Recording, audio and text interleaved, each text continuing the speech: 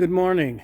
This is the latest trade-in that we got in our shop that we're going to be marketing to sell as is, or it is available with some upgrades and can be rebuilt depending upon the buyer's preference. It's a Stanford 142 HD version built in 1972, but in really good condition.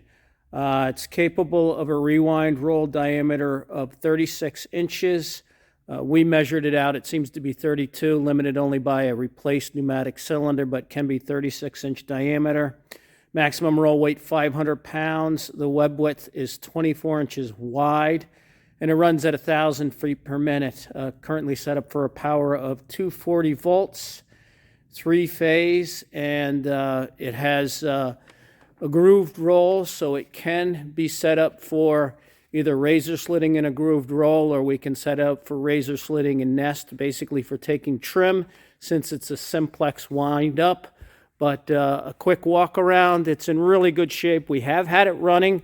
There are some little things that we're going to make some changes and features that we're going to make to improve it. But if you have an interest, it will be sold as is, or capables, to be upgraded or completely rebuilt depending upon the purchaser. If you have an interest, please give us a call or visit our website. The information is listed. Thank you.